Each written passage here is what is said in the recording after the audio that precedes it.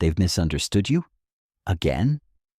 And just like before, your first instinct is to defend yourself, to explain, to clear the air. You feel the urge to untangle the confusion, to chase clarity like it's a moral obligation, as though if people just saw you correctly, they'd finally treat you fairly. But what if that impulse, to explain, to be transparent, isn't strength at all?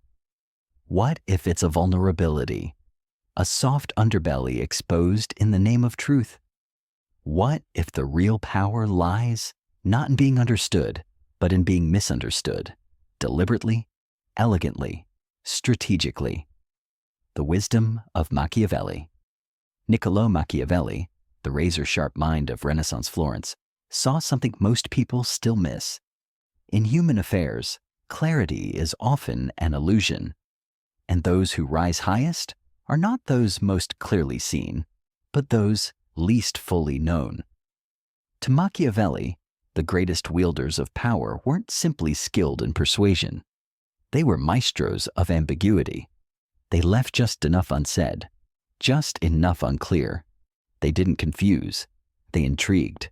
And in that ambiguity, they created space for fear, for awe, for imagination to take root, the strength in shadows. This isn't about deception, not in the petty or malicious sense.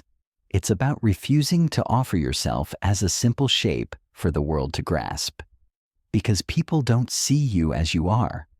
They see you through 1,000 filters: fear, desire, envy, projection.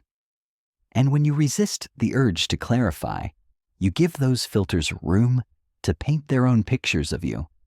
You become mythic. You become more than just a person. You become a story others tell themselves. And stories hold more power than facts ever could. Just look at Machiavelli himself. For centuries, his name has evoked ruthless cunning.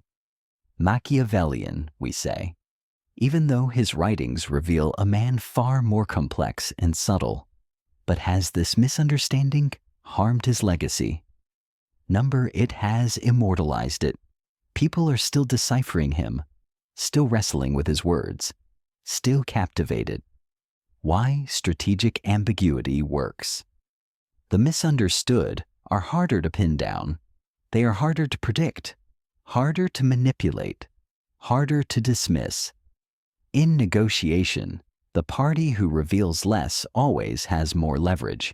When others don't know your limits, your weaknesses, or your true aims, they assume the worst, or the best. Either way, the mystery gives you room to maneuver. In leadership, ambiguity creates anticipation. It compels respect. People second-guess themselves around a leader they can't quite read. They step more carefully, plan more thoroughly, try harder to win favor. Not because they understand you, but because they don't. The emotional architecture of power. Humans are emotional creatures first, rational ones second. And Machiavelli knew. We fear what we don't understand. We admire what we can't fully grasp. We follow what we can't predict, but long to understand. So strategic ambiguity creates space for emotional projection. Your allies see in you what they hope for. Your enemies see what they dread. Both are useful. Imagine being seen not for who you are, but for who others need you to be. A ghost of power, always slightly out of reach. That is how influence ripples wider than your actions. Practical examples of strategic ambiguity. The executive who never fully discloses their future vision retains control. The artist whose work invites multiple interpretations stays timeless. The politician whose stance remains elusive attracts attention and fear. Even in war, Machiavelli noted, the unknowable enemy provokes the most caution. Fear thrives where certainty ends. Resistant manipulation. And here lies perhaps the greatest gift of being strategically misunderstood. You become resistant to manipulation. Because manipulation thrives on predictability. It needs to know what you want, what you fear, what buttons to push. But if your motivations are obscured, if your fears are veiled, if your aims are layered, you become a moving target. Attempts to corner you miss. Attempts to use you fail. You are not a script they can read. You are a cipher they cannot decode. The art of the mysterious life. This isn't just about politics or power. It's about how to live. Because once you let people believe they fully know you, they begin to control you.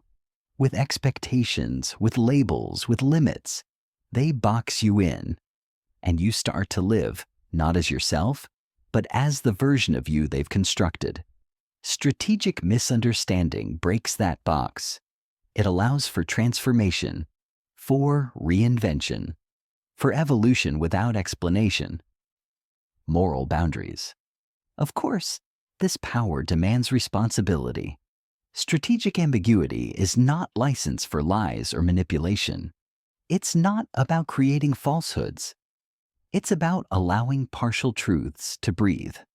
Used ethically, it protects your autonomy without betraying your integrity.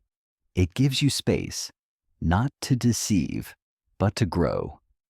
The Machiavellian balance. Machiavelli never said to be a liar. He said to be unreadable when it matters and clear when it counts. To be a lion when fear is needed, and a fox when traps lie ahead.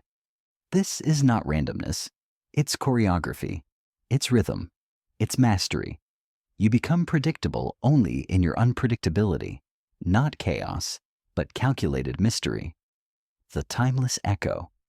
The most influential figures in history, artists, philosophers, leaders, are often the most enduringly misunderstood. Not because they were unclear, but because they were deeper than a single reading could capture. Machiavelli's own power lies in the fact that we are still discussing what he meant. He embedded ambiguity not to confuse, but to transcend, to leave space for each generation to find its own meaning. And in doing so, he became immortal.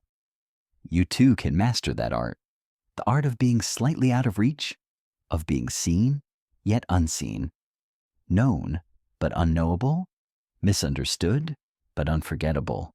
In a world desperate for clarity, mystery is your advantage. Let them wonder. Let them guess. Let them build stories around you. And move always with the quiet power of someone who knows.